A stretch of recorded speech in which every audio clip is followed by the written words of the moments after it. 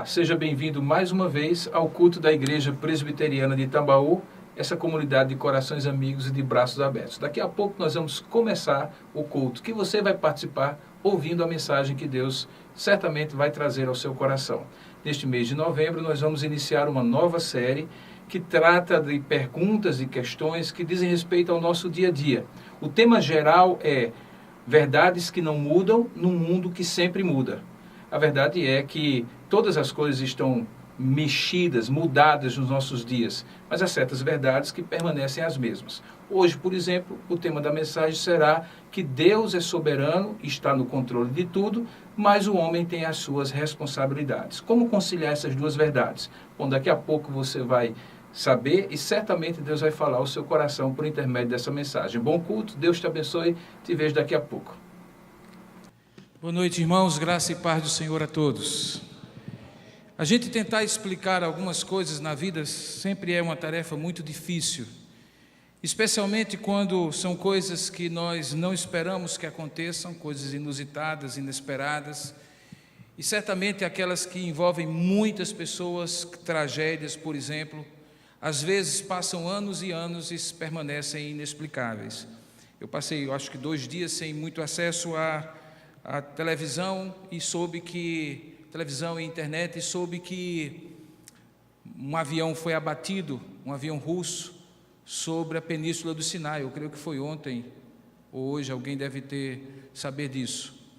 E eu vi rapidamente agora, um pouco antes do culto, alguém tentando explicar e dizendo que o acidente, pela maneira como os destroços estão espalhados numa área de 20 quilômetros, implica dizer que ele destroçou-se no ar, que houve uma explosão no ar de alguma forma, motivado por alguma coisa, e tudo ainda são conjecturas, obviamente, que não há sobreviventes. Há poucos dias atrás, nós tivemos, depois de 1 ano, uma tentativa de explicação do que aconteceu com um avião que foi abatido sobre a Ucrânia, vocês se recordam, e que descobriram agora, depois de 1 ano, depois de vários testes, depois de praticamente uma reconstrução da aeronave com os pedacinhos que se espalharam ali sobre aquele país europeu, que um míssil de fabricação russa havia destruído aquele avião. Mas em ambos os casos, tanto nesse como naquele, como em talvez outros tantos, descobrir o que aconteceu não necessariamente significa descobrir quem é o responsável pelo que aconteceu. No caso do avião sobre a Ucrânia, se sabe que foi um míssil russo, mas os russos que estão invadindo parte da Ucrânia diziam assim, não, mas é de uma fabricação antiga, de um modelo antigo, que não usamos mais. Deve ter sido o exército da Ucrânia, porque nós vendemos há um tempo atrás para eles essa remessa. E então descobrir que alguma coisa aconteceu necessariamente não significa dizer quem foi o responsável. Às vezes acontece assim, inclusive na nossa própria vida. Anos passados, depois de certos episódios na nossa vida, nós juntamos os pedacinhos e chegamos a alguma conclusão de que algo aconteceu por causa disso, disso e daquilo outro. Mas não necessariamente conseguimos fechar todas as pecinhas a ponto de dizer alguém fez isso e motivou outro a fazer assim, e por isso o que aconteceu, aconteceu. Explicar o que aconteceu não significa necessariamente explicar quem é o responsável pelo que aconteceu. Eu estou usando essa palavra introdutória, na verdade, para introduzir não apenas a mensagem de hoje, mas uma série de mensagens que começa no dia de hoje, como começaram algumas no dia de hoje pela manhã. A cada mês nós renovamos a série de mensagens. A equipe pastoral começou nesta manhã falando sobre a dupla cidadania do cristão. O reverendo Vandi hoje pela manhã falou o que é que significa ser cristão, o que significa ser cidadão dos céus, cidadão da terra, e nós vamos continuar isso nos domingos pela manhã até o final de novembro. Hoje à noite nós começamos uma nova série, você tem aí no seu Enfoco, ela tem como título geral, Verdades que não mudam num mundo que sempre muda. Verdades que não mudam num mundo que está sempre em mudança. E a mensagem de hoje é justamente aquela que tenta explicar não apenas o que acontece, mas também quem é responsável em última instância por tudo o que acontece. E que hoje nós vamos falar sobre Deus está no controle. mas o homem é responsável. Essas duas verdades, que são ambas verdadeiras, para ser bem redundante, que Deus é soberano e que o homem está também responsável ou é responsável pelos seus atos, é uma dessas verdades que não mudam, mesmo que o mundo mude ao seu redor. É preciso que verdades que não mudam, mesmo quando o mundo muda ao nosso redor, sejam postas de maneira muito claras. E obviamente que nós não queremos afirmar nada além do que a palavra de Deus nos ensina, porque a palavra de Deus nos ensina essas duas verdades: que Deus está no controle de todas as coisas, em última instância Ele é o responsável por todas as coisas, porque nada foge ao seu controle, mas o homem é responsável por aquilo que ele pessoalmente faz. Como conciliar essas duas verdades é um dilema que está há milênios posto para todo cristão que reflete sobre a Escritura Sagrada. Porque ora na Bíblia fica muito claro que Deus controla todas as coisas. Versículos, por exemplo, que dizem que nem um fio da nossa cabeça, para citar uma coisa ínfima e que cai assim, as mulheres sabem disso melhor do que os homens, porque elas ficam contando os cabelos que caem da cabeça com muita frequência, pois nem esse fiozinho que cai da cabeça com tanta frequência foge ao controle de Deus. Então parece que Deus controla tudo e que não sobra nada para o homem. Mas por outro lado, há tantas palavras ditas por Deus, por Jesus Cristo, pelos apóstolos, que colocam sobre o homem uma responsabilidade sobre cada um dos seus atos, que parece que essas duas verdades estão em contradição. Na verdade, elas não se contradizem, elas são um dos paradoxos cristãos, um dos paradoxos da revelação de Deus. O paradoxo é aquilo que é verdadeiro, mesmo quando parece contraditório. É quando uma verdade é verdade, mesmo que essa verdade pareça irreconciliável com outra verdade. Deus é, por exemplo, em Jesus Cristo, 100% Deus, e também se tornou 100% homem. Como alguém pode ser 100% Deus e 100% homem? São duas verdades paradoxais que em Cristo apresentaram-se como ambas verdadeiras. Para que a gente possa refletir sobre como um dos homens de Deus, que era um mero pescador, portanto não era produto da sua reflexão teológica tão profunda, tal era a sua simplicidade, para ver como é que esse homem chamado apóstolo Pedro, um dos primeiros 4 apóstolos de Jesus, refletiu sobre essa realidade do que era a responsabilidade de Deus no seu controle absoluto de todas as coisas, e o que era controle dado somente ao homem naquilo que ele era responsável, que eu convido você a abrir no livro de Atos dos Apóstolos, que é o 5º livro do Novo Testamento, o único livro histórico do Novo Testamento, no capítulo 2, a partir do verso 26. Se você estiver com a Bíblia, abra, portanto, no livro de Atos dos Apóstolos, capítulo 2, a partir do verso 26. E é curioso, irmãos, que Deus tenha posto no meu coração esse texto, que depois vai ser seguido por um outro. Eu vou dizer a hora de nós pularmos um pouco e olharmos para o outro texto. É interessante como esse texto é um texto em que um homem, tão homem como eu e você, do ponto de vista da sua limitada percepção de todas as coisas, consegue articular, inspirado pelo Espírito de Deus, essas duas verdades, de que Deus controla todas as coisas e que o homem, no entanto, é responsável por tudo aquilo que ele faz. E é curioso entender que este homem, antes mesmo de ler o texto, por favor, não o vejam como um grande teólogo que fez mestrado, doutorado, pós-doutorado em alguma universidade e que, portanto, é um acadêmico. Ele era um pescador. E que nesse momento específico estava sendo usado por Deus para pregar o primeiro sermão de uma nova igreja, que era a igreja cristã. Sermão pelo qual 3.000 pessoas se converteram. E que causou um impacto tal que alguns ficaram a se perguntar como entender esse sermão, vindo de um homem tão simples, que explica verdades tão profundas e tão eficazes a ponto de 3.000 pessoas se converterem. Por isso, entre outros motivos, é que nós cremos que aquilo que Pedro proferiu aqui foi inspirado pelo Espírito Santo de Deus. Portanto, ainda que tenha sido palavras de Pedro, nós temos absoluta certeza de que essa é uma das explicações. Este é um dos textos que explica como Deus pode controlar todas as coisas e assim mesmo eu e você sermos responsáveis. Vamos ler juntos a partir do verso 26, livro de Atos, capítulo 2, a partir do verso 22. Esther. Diz assim: varões israelitas, atendei a essas palavras. Jesus, o Nazareno, varão aprovado por Deus diante de vós, com milagres, sinais e prodígios, os quais o próprio Deus realizou por intermédio dele entre vós, como vós mesmos sabeis. Sendo este varão, Jesus o Nazareno, entregue pelo determinado desígnio e presciência de Deus, vós o matastes. Ele foi entregue pelo determinado desígnio e presciência de Deus, mas vós o matastes, crucificando-o por mãos de iníquos, referindo-se Pedro aos romanos. Ao qual, porém, apesar de vós o matastes, Deus o ressuscitou, rompendo os grilhões da morte, porque não era possível que ele, Jesus, fosse retido por ela.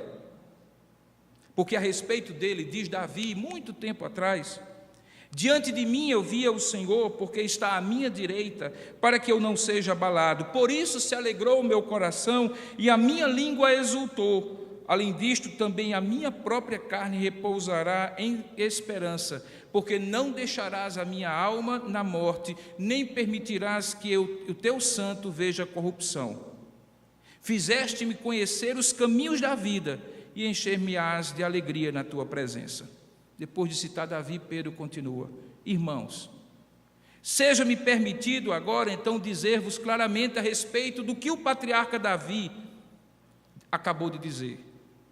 Ele disse que ele morreu e foi sepultado, e o seu túmulo, como vós sabeis, permanece entre nós até hoje, 2015. Se você vai a Jerusalém, você haverá de ver o túmulo do rei Davi. Sendo, pois, Davi um profeta também, e sabendo que Deus lhe havia jurado que um dos seus descendentes se assentaria no seu trono, prevendo isto, referiu-se muito tempo atrás à ressurreição de Cristo, que nem foi deixado na morte. Este é o significado da citação de Pedro: nem foi deixado na morte, nem o seu corpo experimentou corrupção. A este Jesus, Deus ressuscitou, do que todos nós somos testemunhas. Exaltado, pois, à destra de Deus, tendo recebido do Pai a promessa do Espírito Santo, derramou isto que vedes e ouvis. E ele se referia ao dia de Pentecostes, ao derramamento do Espírito Santo. Porque Davi não subiu aos céus, mas ele mesmo declara: disse o Senhor Deus ao meu Senhor: assenta-te à minha direita, até que eu ponha os teus inimigos por estrado dos teus pés. Esteja, portanto, absolutamente certa toda a casa de Israel, de que a este Jesus que vós crucificastes, Deus o fez Senhor e Cristo. Pedro prega esse sermão. 3.000 pessoas se convertem. Uma revolução comunitária começa a acontecer em Jerusalém. Você vê logo nos versículos seguintes. Se você permanecer com sua Bíblia, você vai ver. Outro dia, nesse mesmo lugar, Jerusalém, Pedro, este mesmo Pedro, e João, um dos apóstolos, sobem ao templo. Está no capítulo 3, logo em seguida. Ali eles realizam um milagre de restabelecer a saúde de um coxo de nascença. E aquilo provoca um alvoroço tal que todo o povo, verso 9 do capítulo 3, vê o homem andar e louva a Deus, e reconhecem que ele era aquele que esmolava na porta do templo. Se encheram de admiração, verso 10, e assombro pelo que lhe acontecera.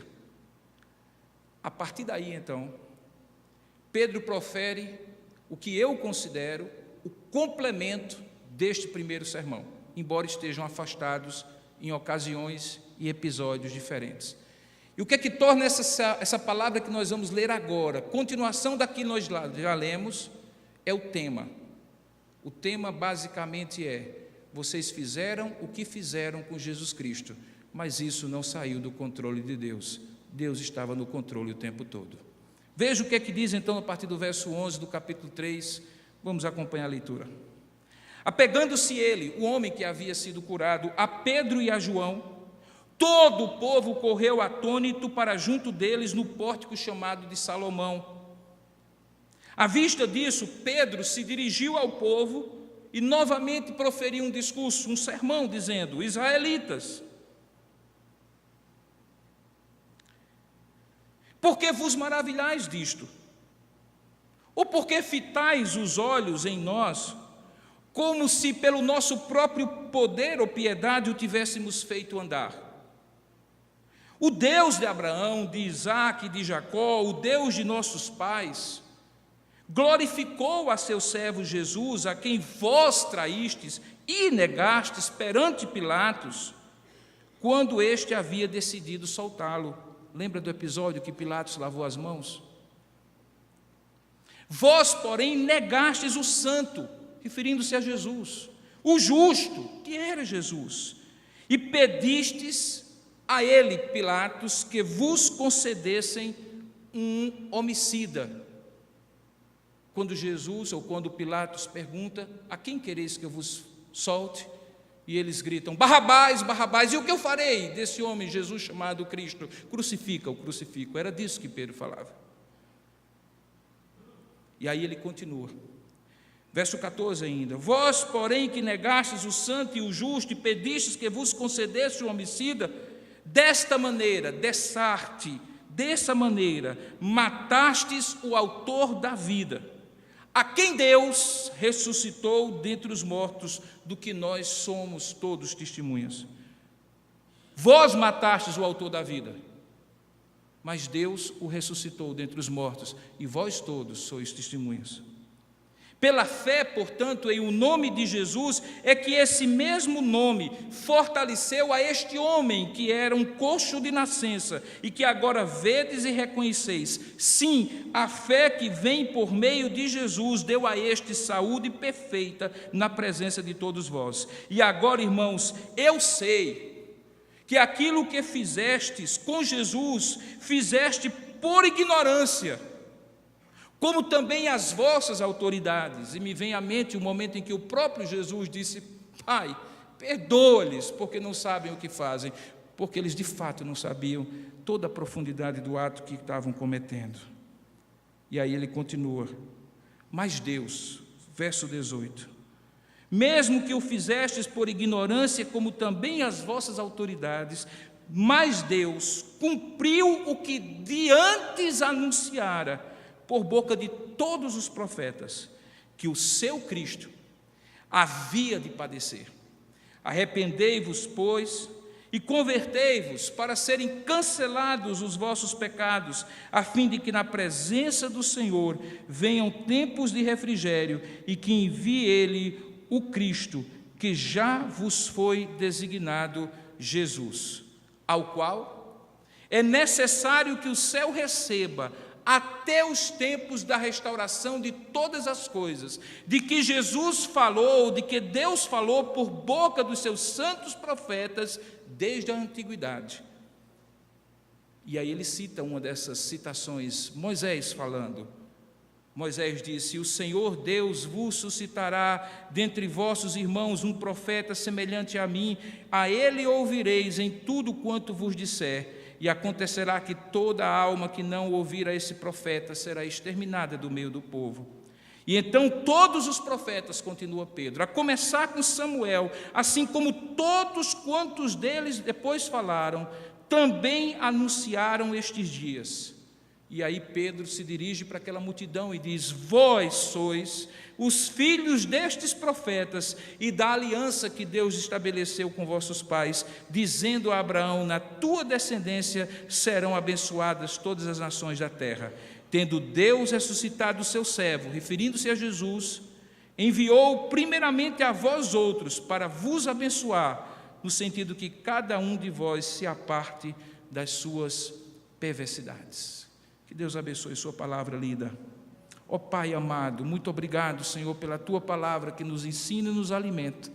Rogamos que em nome de Jesus, nesta hora, a nossa mente seja aberta, Pai, o nosso entendimento esclarecido e iluminado pelo Teu Espírito que está aqui neste lugar, pelo Teu Espírito que inspirou Lucas, o médico, para escrever esse texto, descrevendo o que ele ouviu ou que ouviu de alguém, aquilo que Pedro proferiu no dia de Pentecostes, que o Senhor possa fazer presente, visível, concreto ao nosso entendimento, aquilo que muitas vezes não compreendemos, mas que está revelado assim na Tua palavra. Fala conosco, Senhor, pois é assim que nós te oramos, em nome e para a glória de Jesus. Amém. Queridos, eu escolhi propositadamente esses 2 sermões de Pedro, porque eu não queria simplesmente ir aos textos clássicos da Bíblia, que muitas vezes são alguns 2 ou 3 versículos reunidos em vários lugares da Bíblia, que juntos, obviamente, dão para nós uma convicção profunda de que Deus é Deus soberano, Deus que está no controle de todas as coisas. A Bíblia está recheada de citações que mostram esse soberano poder de Deus e a autoridade de Deus sobre todas as coisas, seja baseado no fato de que Ele criou todas as coisas e todas as coisas a Ele pertencem, seja baseado no fato de que Ele é Deus soberano e não as criou e abandonou, mas é um Deus presente que está controlando todas as coisas por obra da sua providência. O fato é que eu escolhi esse texto porque me pareceu bastante interessante olhar aquilo que um homem, a mim parecido e semelhante como também a você, pode falar acerca daquilo que ele mesmo, como homem, tendo caminhado com Jesus e obviamente iluminado pelo Espírito Santo, conseguia perceber e de alguma forma coordenar, encaixar, assim harmonizar entre aquilo que nas últimas semanas tinha acontecido e que seus olhos eram testemunhas. O dia de Pentecostes acontece 50 dias depois da Páscoa. Naquela semana, Pedro, você recorda dos fatos, era um dos apóstolos, inclusive aquele que negou Jesus, esteve mais próximo, um dos mais próximos à cruz e ao julgamento e crucificação de Jesus Cristo. E ficou muito confuso, certamente para ele, a princípio, como também para todos os apóstolos, como também para mim e você, se estivéssemos lá, como compreender, como encaixar, como harmonizar, que aquele Jesus, o Cristo, era o escolhido de Deus, o enviado de Deus, o Senhor soberano, o Deus que haveria de restaurar a sorte do seu povo Israel, e ao mesmo tempo, era alguém tão vulnerável, tão frágil, tão incapaz aparentemente de defender a si mesmo, tão à mercê dos judeus e dos romanos. Para Pedro, que estava no olho do furacão, assim como acontece conosco quando estamos no meio de circunstâncias muito complicadas para compreender, era muito difícil ele entender até onde era Deus fazendo as coisas e a partir de onde era o homem fazendo a revelia de Deus, se é que o homem pode fazer a revelia de Deus. Então era muito difícil para Pedro, assim como é para mim e para você, por exemplo, quando estamos num momento de tragédia, em que as coisas não batem, o roteiro não se cumpre, situações parecem estar fora do lugar, que a gente consiga concatenar as ideias e dizer assim: olha, o que aconteceu foi isso, e o responsável por isso é este, e assim por diante. Daí porque, seja nos acidentes aéreos, seja num relato histórico como esse, o que normalmente acontece é que as pessoas peçam um tempo, ou precisem de um tempo, para passar do calor do momento, ou até mesmo a falta de completas informações que o momento não oferece, possam ter um prazo para tentar olhar para trás e numa espécie de flashback e tentar lembrar dos fatos, para daí sair uma história. Os relatórios de acidentes aéreos normalmente acontecem com meses depois do acidente. Porque imagine você que alguém poderia, com tão poucas informações, no calor da explosão, no calor do momento, dizer o que aconteceu foi isso e o responsável foi aquele ali. Assim também é com a história. E Lucas é um historiador. Você recorda que o livro de Atos e o livro de Lucas é um livro só. Ambos foram escritos por um médico que não era apóstolo de Jesus, mas que era companheiro de Paulo. E como um médico meticuloso e detalhista como ele era, ele começou a relatar o Evangelho de Lucas, que com o livro de Atos é um volume só originalmente. É Lucas, então, que tenta, pegando informações de um e de outros, os que estavam presentes, que eram testemunhos oculares, contar a história de como foi que Pedro colocou os fatos na ordem, inspirado por Deus para pregar esses dois sermões, o sermão do capítulo 2 e o sermão do capítulo 3, que na minha compreensão, como eu acabei de falar, é um sermão só, porque na verdade tenta explicar, ou tenta dar uma resposta, ou tenta responder a essa indagação que nós temos. Como compreender o que de Deus é responsabilidade e como entender o que do homem é responsabilidade. Se você prestar atenção, principalmente o primeiro sermão, há uma série de idas e vindas. Pedro aparentemente está tentando harmonizar coisas muito difíceis. Ele começa dizendo para aqueles homens que aquilo que tinha sido ou que tinha acontecido era, em primeiro lugar, algo não apenas previsto, não apenas pré-conhecido, mas também predeterminado por Deus. Veja de volta agora no capítulo 2, como ele coloca de maneira muito clara no versículo 23, se Esther puder ir jogando aí, Esther, facilita.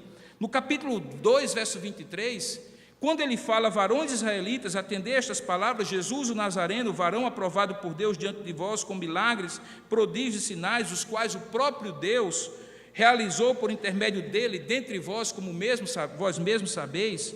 No versículo 23 do capítulo 2, ele diz assim, sendo este, 23 do capítulo 2, sendo este mesmo, 23, sendo este mesmo entregue pelo determinado desígnio de Deus e presciência de Deus.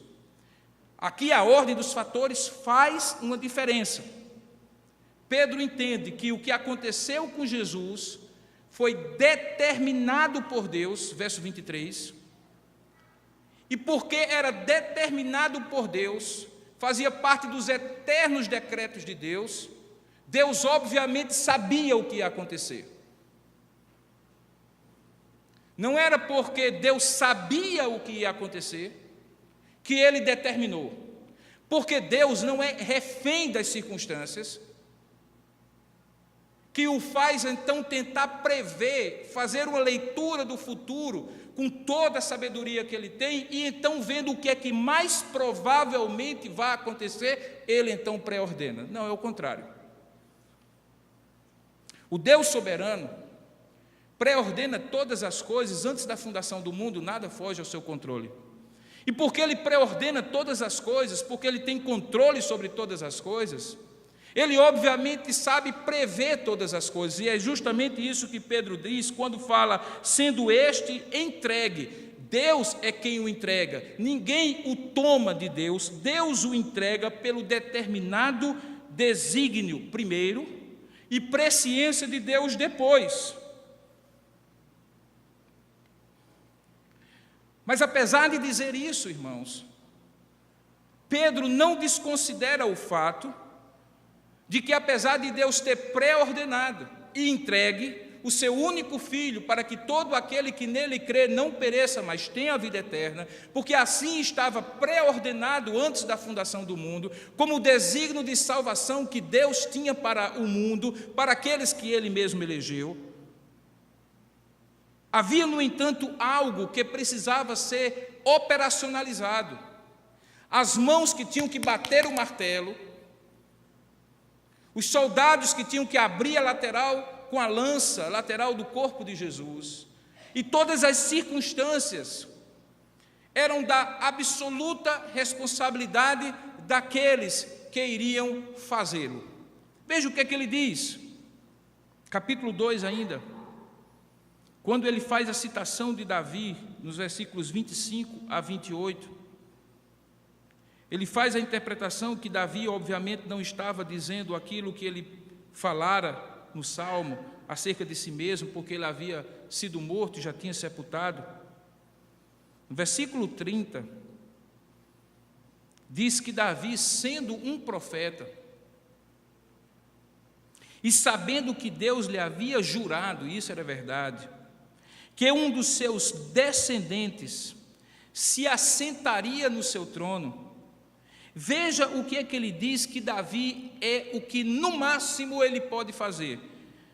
diz que Davi, no máximo, previu que isto referia-se à ressurreição de Cristo, esse que nem foi deixado na morte, nem o seu corpo experimentou corrupção. Perceba então que existe uma participação humana de um profeta chamado Davi. Lá na frente ele vai citar outros profetas que chegam ao máximo à capacidade de, inspirados por Deus, prever o que vai acontecer. Mas eles, mesmo sendo profetas, boca de Deus, não têm a condição de ordenar anteriormente, pré-ordenar, predestinar nenhum dos acontecimentos futuros. Isso é uma prerrogativa exclusiva de Deus, que determinado desígnio estabelece para fazer todas as coisas para o louvor da sua glória. No segundo sermão que nós lemos, no capítulo 3 agora, quando ele tem que dar uma explicação do que estava acontecendo com aquele homem que era coxo de nascença, ele começa a baixar a expectativa daquela multidão, dizendo que não eram eles que tinham feito. Havia uma consciência de Pedro que a cura daquele homem, versículo 12, não era pelo próprio poder ou piedade que tivessem feito aquele homem andar, mas que a explicação para que aquele homem andasse estava vinculada à explicação porque Jesus precisou morrer e o que significou a sua morte de acordo com o pré-determinado de Deus, com o plano pré-determinado de Deus. Porque ele então diz assim, indo lá para trás, versículo 13: o Deus de Abraão, de Isaque e de Jacó, o Deus de nossos pais, já glorificou o seu servo Jesus.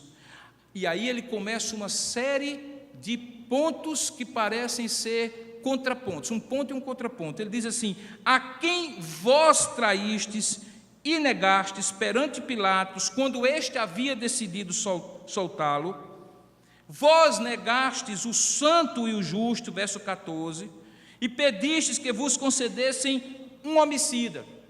Essa responsabilidade não é de Jesus e nem do Pai, mesmo que ele tenha sido predestinado, predeterminado, mesmo que ele tenha sido colocado sob o desígnio que haveria de morrer, sob o domínio de homens iníquos. Vós, versículo 15, matastes, vós, não foi Deus, vós matastes o autor da vida, embora Deus o ressuscitou dentre os mortos, do que nós somos testemunhas.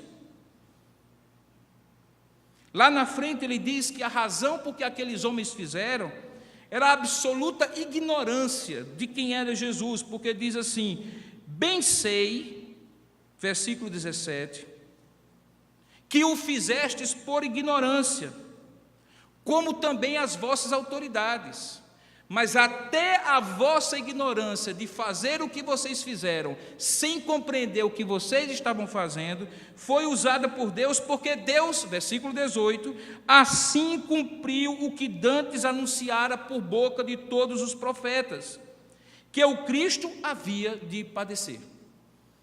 Todos esses versículos, quando postos um em contraposição ao outro, levam-nos então a conclusões. A primeira delas é que Deus controla todas as coisas, de fato Ele é Deus soberano. Ele é soberano sobre o maior fato da história do universo, que foi o envio do seu próprio Filho Jesus para morrer por nós. Ele é soberano também na medida em que Ele coloca na boca de homens que Ele quer usar para profetizar e prever o que vai acontecer, os fatos que vão acontecer. A palavra profeta é a palavra nabor, que significa boca de Deus. Um profeta não é alguém que resolve falar alguma coisa de modo próprio, por iniciativa própria, criando uma história com o seu próprio enredo. Um profeta, para ser profeta de Deus, é alguém que abre a boca, e Deus é quem põe os pensamentos e as palavras na boca dele. E assim foi com Davi, com Samuel e com todos os verdadeiros profetas de Deus. O que ele está dizendo então era que Deus até mesmo poderia usar um homem, profeta, para prever para dizer antecipadamente o que Deus antecipadamente, desde a fundação do mundo, haveria de fazer. Mas jamais caberia a homem algum, inclusive pela sua absoluta ignorância, tomar o controle das circunstâncias e dos fatos em suas próprias mãos, mesmo que o fizesse por ignorância. Que implicações isso tem na nossa vida, irmãos? Quando nós abstraímos a história de Jesus, que pode passar pela cabeça de alguém que é um fato único e singular, e que, portanto, cabe numa outra categoria e nada tem a ver conosco, o que nós podemos concluir se nós, ao invés de Jesus, colocarmos a nossa própria vida e os fatos e eventos que acontecem conosco? Eu lhes digo absolutamente a mesma coisa. O Deus que controla a vida e a morte e a ressurreição do seu único Filho é o mesmo Deus que controla a vida, a morte e a ressurreição futura de todos os seus filhos. Ele é um Deus soberano, que tem um propósito tão definido na vida de cada um de nós, a ponto de dizer que cada um dos nossos dias está escrito e determinado por Ele.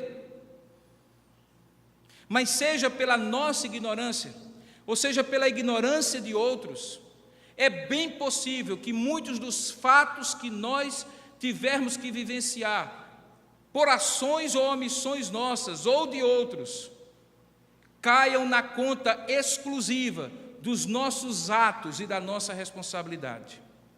Como Deus consegue conciliar a sua soberana vontade e, ao mesmo tempo, a liberdade da responsabilização do homem, é um grande mistério, mas ambas estas verdades são de fato verdadeiras. Alguém um dia, me explicando isso faz muito tempo, pelo menos uns 30 e poucos anos, disse: imagine, Robson, que você está numa estrada larga com várias faixas. Imagine que é determinado a você que as duas faixas centrais daquela autovia, daquela autoestrada, que tem várias faixas, você pode nessas duas faixas trafegar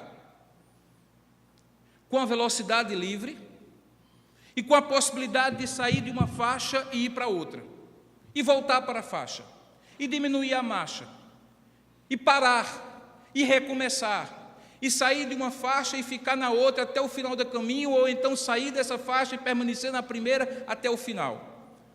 Eu lhe pergunto, você tem liberdade, Robson, e consequentemente responsabilidade de fazer uso dessas duas faixas da melhor maneira possível? E eu respondi: sim, claro. São as minhas duas faixas. Eu faço delas o que eu quiser. Aparentemente eu tenho toda a liberdade de mudar de faixa, mudar de velocidade, parar, permanecer numa ou mudar para outra. E ele disse: é verdade. Mas se eu lhe disser que a pessoa que determinou que você teria apenas duas faixas, e não as 6 faixas da autoestrada, que estabeleceu para você esse limite esse que não lhe permite mudar para uma terceira, uma quarta faixa de um lado para outro, é na verdade a pessoa que está controlando sem que você perceba toda a autoestrada. Você consegue compreender isso? Eu disse: se alguém, por exemplo, um policial rodoviário, numa volta de um feriadão, resolveu fazer todo o trânsito andar numa faixa só, ou em duas, para usar a mesma ilustração, no fundo quem está controlando todo o tráfego é este policial, porque ele não deu uma liberdade absoluta para que este transeunte ou esse homem dirigindo um automóvel andasse em todas as faixas, porque isso seria uma liberdade absoluta. Ele poderia, por exemplo, sair do carro e andar a pé, e isso seria uma liberdade absoluta. E então a pessoa há 30 e poucos anos me disse: então convença-se, liberdade absoluta só é possível para quem tem absoluta soberania sobre todas as coisas. Existe um mito, irmãos, que de vez em quando nós ouvimos e que parece muito confortável à nossa mente. É o mito de que nós temos livre-arbítrio. E por que nós chamamos de mito? Porque, na verdade, o livre-arbítrio, do ponto de vista eminentemente espiritual, é uma impossibilidade, por dois grandes motivos. O primeiro deles é que nós não temos condição essencial para exercê-lo de maneira plena. Nós não tínhamos condição essencial para exercer de maneira plena, nem mesmo quando nós, se porventura, não fôssemos pecadores. Porque liberdade absoluta é decorrência de soberania absoluta. Só quem domina todos os tempos, circunstâncias e elementos de uma mesma história, de um mesmo enredo, pode fazê-lo como quiser. Um autor de novelas, por exemplo, pode escrever 5, 6 finais, porque afinal de contas os personagens são dele. Ele faz o que quiser, ele coloca o mocinho para morrer ou para viver, ele consegue fazer todas as coisas, porque ele domina sobre todos os personagens. Ele só não domina sobre a própria vida. Se, por exemplo, ele for um sujeito previdente e resolver escrever sua novela com várias semanas de antecedência, talvez ele consiga prever, ou prevenir-se, não prever, mas prevenir-se da sua própria morte. Mas se ele se atrasar um pouquinho, é possível que enquanto ele estiver escrevendo o final da novela, ele venha a morrer, já que ele não controla a própria vida. E o que vai acontecer, irmãos, é que alguém irá escrever o final da novela que ele começou. Agora, há sim uma liberdade, não um livre-arbítrio absoluto. Nós não temos essa por essencialidade, como também não temos por uma absoluta limitação, que é o que nos faz presos a determinados motivos que nem mesmo nós compreendemos. Nós temos coisas que nos fazem fazer determinadas coisas que são até mesmo incompreensíveis para nós. Nós vivemos determinadas situações, mesmo antes, determinadas circunstâncias, digo eu, corrigindo, mesmo antes que nós sejamos vivos, tenhamos nascido, determinam em grande parte as circunstâncias atuais da nossa vida. E nós não controlávamos nada disso. Mesmo vivos e conscientes como aqueles homens eram, havia uma venda de ignorância, que não lhes permitiram ver aquilo que era óbvio. Pedro diz que o Senhor aprovou Jesus, o Nazareno, diante deles, com milagres, sinais e prodígios. Provavelmente Pedro estava lembrando daquele momento que Jesus disse assim: me diga uma coisa, vocês estão vindo com pedras para me apedrejar, por quais das obras que eu fiz vocês estão me apedrejando? Porque a única coisa que eu fiz foi o bem para estas pessoas. Por quais obras eu estou sendo apedrejado? Mas apesar deles verem com os seus próprios olhos, experimentarem o que experimentaram, o seu coração estava entenebrecido, oculto da verdade. Mas eles tinham sim duas faixas. Eles tinham sim duas faixas para trafegar. Eles tinham sim duas faixas para decidir se iriam andar devagar ou rápido, se iriam partir de um lado para outro ou permanecer na mesma faixa. E o nome disso se chama responsabilidade humana. São as nossas duas faixas que Deus nos dá. Muitos de nós ficamos preocupados sobre o que vai acontecer nas outras faixas, ou por que Deus está fazendo o que está fazendo nas outras faixas, e nos esquecemos que Deus nos deu duas delas para cuidar delas e cuidar das ações e omissões que muitas vezes podem nos levar a fazer mau uso das duas faixas que nos foram dadas. E é justamente isso que Pedro coloca: vocês fizeram mau uso daquilo que lhes foi dado. O Senhor enviou para vocês o autor da vida, e vós o matastes. Mas para que fique claro que o que acontece nas duas faixas não pode subverter a ordem da rodovia inteira, o Deus que vos enviou, o autor da vida, que vocês mataram, ressuscitou esse autor da vida, para provar que a ele tudo controla. Eu tenho chegado à conclusão, irmãos,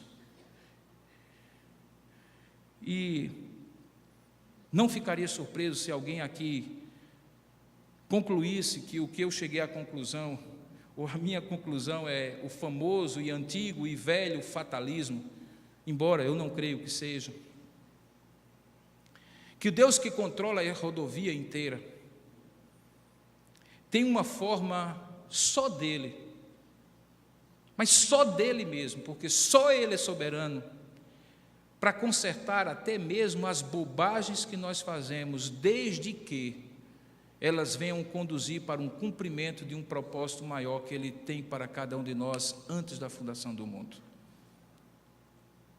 Isso obviamente nunca poderia e nunca pode ser usado como desculpa para que façamos mau uso das nossas duas faixas, mas que prestemos bem atenção, porque Deus nos dá conhecimento, capacidade de refletir, conhecimento da sua palavra, para aqueles que creem, a habitação do seu Espírito, que segundo Ele nos é dado para nos guiar a toda a verdade, de modo que se é fato que pelo pecado, aquele livre-arbítrio que mesmo que era limitado, se perdeu completamente, porque nos tornamos escravos do pecado e mortos nos nossos delitos e pecados, e foi reconduzido em Cristo, mesmo essa liberdade de agir, precisa ser vista sempre na perspectiva do que vai glorificar a Deus mais na nossa vida.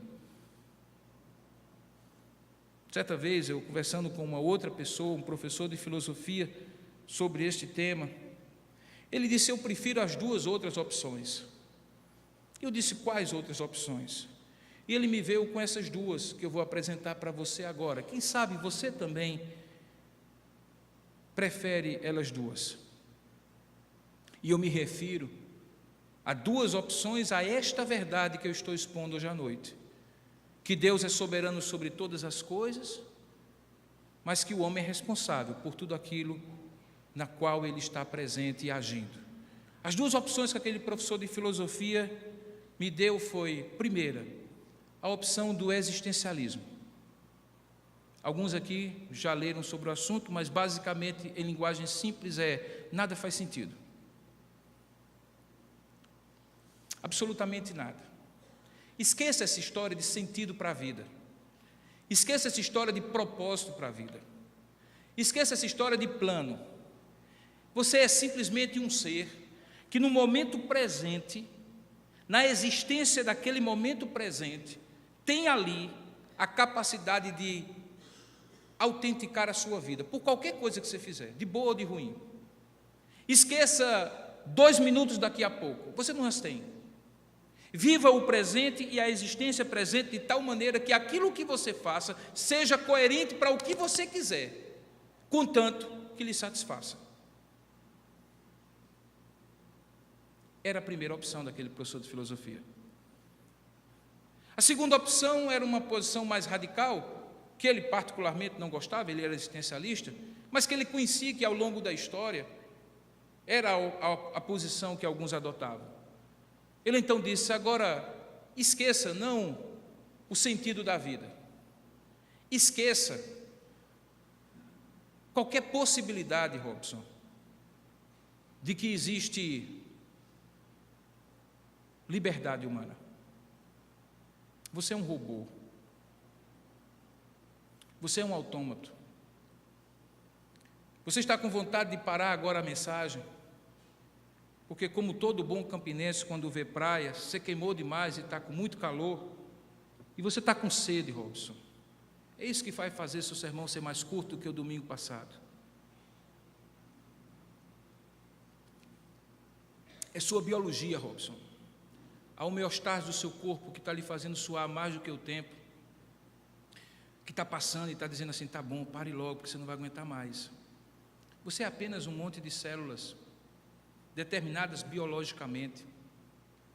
Mais do que isso, Robson, você é aquilo que os seus pais lhe fizeram, porque você não parou para decidir onde nascer, de quem você seria filho ou filha. Tudo já estava escrito de tal maneira, sem nenhuma faixa do meio, que não importa o que você fizesse, iria dar sempre naquilo que deu, e dará sempre naquilo que vai ter que dar. Isso é o fatalismo, Robson. Então, não é muito mais simples, Robson, ao invés de tentar misturar as duas coisas, você assumir que ou você tem liberdade absoluta para fazer o que quiser da sua vida e ninguém lhe controla. Por exemplo, se você quiser morrer agora, e diga-se de passagem, alguns existencialistas levaram isso a tão extremo, que entenderam que o suicídio era o maior ato de autenticação humana, porque era a capacidade do homem dizer assim: eu não quero viver, pum, acabou, e eu tenho direito a isso. Assuma então esse existencialismo. Ou então assuma outra coisa, assuma o fatalismo, que você não vai compreender bem, mas você só é aquele robozinho que vai sempre para onde alguma coisa lhe determina que você vá. Naquela época, ele não tinha ainda aparecido Matrix, mas era mais ou menos a mesma coisa. Você não sabe, mas você está plenamente condicionado por coisas que são maiores do que você.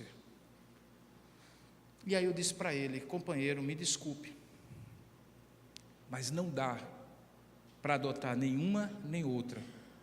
E eu permaneço com a santa ambiguidade, com o santo paradoxo de acreditar que existe um Deus soberano sobre todas as coisas, sobre toda a minha vida, e ao mesmo tempo que me responsabiliza pelos atos e por tudo aquilo que eu faço. E as razões são muito simples, eu vou expor para você. Quando você me traz, num dia como hoje, a opção do existencialismo, eu lhe pergunto: e por que você ainda está aqui? Não deve ser muito fácil para alguém acordar de manhãzinha, diga-se de passagem, esse é o pensamento mais prevalente no estado depressivo. Não é muito fácil para alguém chegar de manhãzinha e dizer assim: vamos levantar não. Para quê? Vou trabalhar não? Por quê? Não adianta nada mesmo. Não vou amar não. Não vou aceitar o amor de ninguém. Para comer? Comer para quê se eu não estou com fome? Que sentido faz?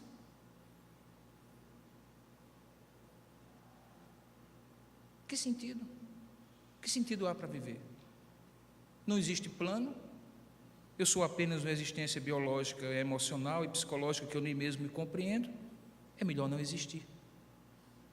E aí eu lhe pergunto, amigo, falava eu para aquele filósofo: por que você está aqui ainda? Por que você terminou o seu curso de filosofia? Que propósito há, sujeito, de passar 4, 5 anos na universidade? Que propósito há para estudar? Se você não vai fazer nada desse estudo e tudo eventualmente não faz sentido, não tem valor em si, por que não simplesmente adotar aquele estilo de vida de que o que eu achar no chão eu como, se eu estiver com fome eu como, se eu não estiver eu não como, se eu morrer eu morro, se eu viver eu vivo, se alguém resolver me amar eu amo, sem saber bem o que é amar, enfim, o nada, o tudo no nada, que inclusive é um dos livros existencialistas mais conhecidos. Por que você está aqui então? Por que você está aqui me tentando convencer de que não há sentido em nada? Não dá também, amigo, para aceitar o fatalismo. Porque o grande problema do fatalismo é que ele mata a coisa que a gente mais ama, que é a possibilidade, mesmo que seja em apenas 2 faixas, a gente não se sentir um robozinho, porque é justamente isso que vai ao âmago do nosso coração como ser, que nos mata como ser, que nos impede de existir como um ser racional. Se eu disser a você que você não tem liberdade de nada, que você é apenas um ser determinado de maneira cega, por alguma força cega, a pergunta que eu lhe faço: vale a pena essa vida? Ora, se nós não conseguimos, irmãos, imaginar a tragédia de que é uma pessoa viver numa prisão perpétua, você já se imaginou num momento que talvez você seja condenado a uma prisão perpétua, que lhe seja tirado, ou que você seja privado da coisa mais gostosa que existe na vida, que é a possibilidade de você ir e vir, de você ter liberdade de decidir a hora que quer comer, a hora que quer sair, a hora se quer comer, ou se quer estar vestido, ou se quer estar nu, porque tudo vai estar limitado para você, e mais do que tudo, a sua liberdade. Existe valor nisso? Certamente para nenhum de nós. Por que não, então, sair do fatalismo cego e do existencialismo vazio? Por que não crer que dentro de um mistério que para nós é absolutamente incompreensível, porque nós somos limitados, assim como estes que viviam na ignorância, assim também a nossa ignorância, do tempo e do espaço, porque mal sabemos, irmãos, o que estará acontecendo na nossa vida daqui a 30 segundos, e mesmo no momento presente, nós mal sabemos o que está acontecendo com uma pessoa sequer. Pense numa pessoa sequer que você conheça, que não está nesse lugar, e diga com absoluta certeza onde essa pessoa está, e o que ela está fazendo, e eu lhe direi: você controla o tempo. Mas se nem isso conseguimos fazer, que sentido há? Não é muito mais simples, embora não seja absolutamente satisfatório, porque obviamente não nos dá todas as respostas a todas as nossas perguntas, mas é absolutamente tranquilizador saber que a nossa vida está nas mãos de um Deus absolutamente soberano, que controla todas as coisas da minha vida, e que eu posso repousar na minha vida nas mãos dele, porque um segundo sequer da minha existência, um centímetro sequer do meu corpo, não foge do seu controle. A doutrina, irmãos, a verdade da soberana vontade de Deus, nos traz conforto e não angústia. Angústia nos faria imaginar que a nossa vida é uma incerteza tal, porque não existe um Deus soberano, santo e bom que controle a nossa existência. Isso sim seria uma verdade angustiante, a verdade do existencialismo. De modo que mesmo quando Jesus passa por tudo aquilo que ele passou, e Pedro faz aquela reflexão depois, a posteriori, de tudo aquilo, e consegue, inspirado por Deus, colocar essas duas verdades juntas, não uma sobre a outra, mas juntas. Isso também serve para mim e para você, irmãos. Amanhã, depois de amanhã, nós estaremos tentando dar explicações sobre fatos da nossa vida que hoje ainda são ocultos, incompreensíveis, mesmo que sejam conhecidos. Amanhã eles poderão fazer sentido, mas a certeza de que eu posso viver o hoje, mesmo sem entender todas as implicações, todas as variáveis. Isso é muito fácil quando você toma decisões sem ter absoluta certeza de que aquilo é a melhor decisão a tomar, porque quando é muito simples, é muito apaziguador ao coração você decidir entre uma coisa e outra e dizer: não, está muito claro, essa aqui é a verdade que eu tenho que escolher. Mas quando são decisões ambíguas, que sobra um pouco de tempo e de dúvida para você dizer: será que eu fiz o certo? E aí lá na frente você vai ter que olhar para trás e dizer assim: eu posso até ter decidido errado, mas o Deus que controla todas as faixas, Ele controla também aquilo que na faixa do meio, nas duas faixas do meio, eu, na minha liberdade, na minha responsabilidade, tomo por certo ou tomo por errado, porque Ele é um Deus que tem a minha vida na palma da sua mão. ter a certeza de que Deus nos tem na palma da sua mão é a certeza mais consoladora que nós podemos ter na vida. Paulo colocou isso nas seguintes palavras, quando falou sobre a brevidade da vida e sobre a necessidade de nós consagrarmos cada segundo ao Senhor. Ele disse assim: quer morramos, quer vivamos, somos de quem? Somos do Senhor. Quer morramos, quer vivamos, somos do Senhor. Certeza de que somos do Senhor nos dá motivos para viver ou morrer e encarar vida e morte,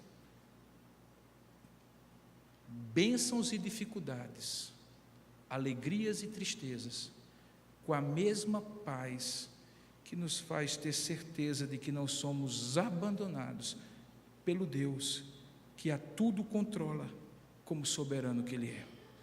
Que Deus nos ajude a, pela sua graça e misericórdia, aplicar essa verdade a cada circunstância do nosso viver, porque nós só entenderemos como é bonito, glorioso e pacificador ao nosso coração essas verdades, quando no momento da maior necessidade nós dissermos assim: Senhor, está nas tuas mãos, tu a tudo controlas, orienta-me para tomar a melhor decisão, mas acima de tudo, que ela conduza para uma vontade soberana tua sobre todas as coisas na minha vida. Que Deus nos abençoe. Amém, queridos. Ó Deus amado, ajuda-nos nesse momento a, sem ter a pretensão de compreender mistérios profundos, mistérios da própria vida, mas proclamar as verdades que não mudam, como estas, de que tu dominas sobre todas as coisas e que tu és soberano sobre tudo, mas que também somos responsáveis por cada ato da nossa vida.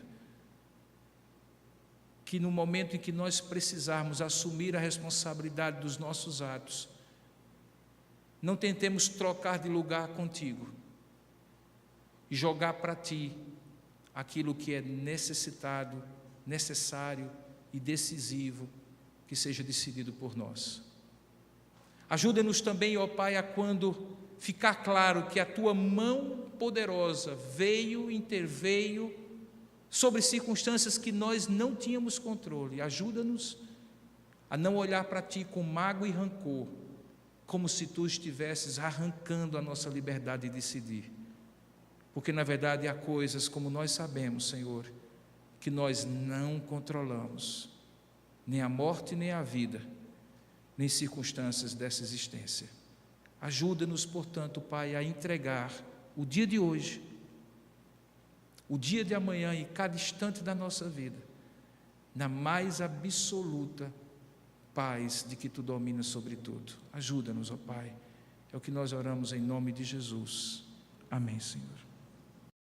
E aí? Espero que Deus tenha falado ao seu coração.